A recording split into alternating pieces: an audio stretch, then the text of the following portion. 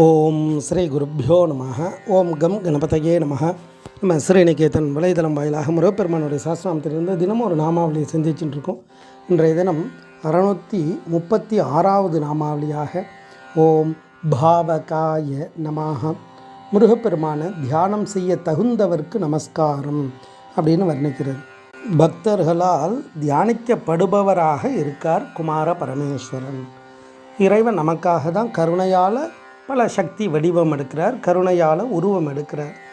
அப்பேற்பட்ட கருணையால் உருவம் எடுத்து இந்த உலகம் உய்வதற்காக ஒரு உருவத்தோடு வெளிப்படுறார். அந்த உருவத்தை வைத்து நாம் தியானம் செய்வதற்கு எளிதாக இருக்கும். நாம் வழிபாடு செய்வதற்காகத்தான் இறைவன் உருவமே திருமேனி தாங்குகிறார். அருவமும் உருவுமாகி அனாதியாய் பலவாய் ஒன்றாய் பிரம்மமாய் நின்ற ஜோதி பிழம்பு குமார பரமேஸ்வரன் நெற்றிக்கண். பரமேஸ்வரனுடைய நெற்றிக்கண்ணில் வரும்பொழுது ஜோதி பிழம்பாக இருக்கார். அது ஒரு மேனியாக கருணை ஒரு முகங்களாரும் கரங்கள் 12 கொண்டே ஒரு திருமுருகன் வந்து அங்கு உதித்தனன் உலகம் உய்ய. உலகம் உய்வதற்காக, உலகம்ன்றது ஞானிகளை குறிக்கக்கூடியது. அப்படி அந்த உயர்ந்த நோக்கமுடையவாளுக்காகவே இறைவன் உருவம் எடுத்து வரார். அப்போ அந்த உருவத்தை நினைத்து வழிபாடு செய்யறதுக்கு தான் அந்த உருவம் துணையாக இருக்கக்கூடியது. அவருடைய உருவம் அதுதான் ஆதாரம். இப்போ அருணாச்சல சுவாமிகளை பாடு அப்படின்றார். எப்படி பாடுறது அப்படின்னு கேட்குறேன். ஞானத்தை கொடுத்துட்டீங்க, நான் எப்படி பாட முடியும்? பாடுவதற்கான வன்மையை கொடுங்க, அதுக்கான சக்தியை கொடுங்க அப்படின்னு கேட்கும் பொழுது என்னுடைய உருவத்தை வைத்து பாடு அப்படின்றார். அப்போ அதை வைத்து தான் அவருடைய சுவாமியினுடைய 6 முகங்கள் 12 தோள்கள் இதெல்லாம் வைத்து பாடுறார். அப்போ எதுக்கும் ஒரு ஆதாரம் வேணும். அது மாதிரி இறைவனை நம்ம தியானிக்கணும்.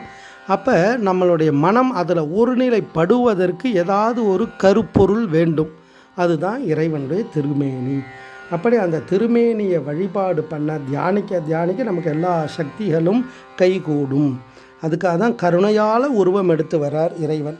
பாவகா அப்படின்னாலே இருப்பு நிலை, எண்ணம், அபிப்பிராயம், அர்த்தம், இயற்கை, இயல்பு, உண்மையான நிலை, இந்த அர்த்தங்களெல்லாம் கொடுக்கும்.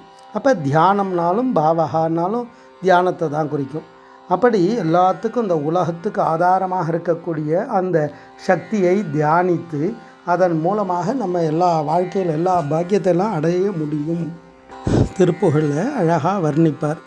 இடர் உறாது உனை நினைப்பவர் துணைகொல இனிமை போல் எழு பிறவியனும் உவரியனிடை கெடாது இனி இருவினை இழிவினில் இழியாதே இசையினால் நாள்தோறும் இமையவர் முனிவர்கள் ககன பூபதி இடர்கெட அருளிய இறைவா நின் ஆறிரு புயமென உரை செய்ய அருள்வாயே அப்படின்னு கேட்குறேன்.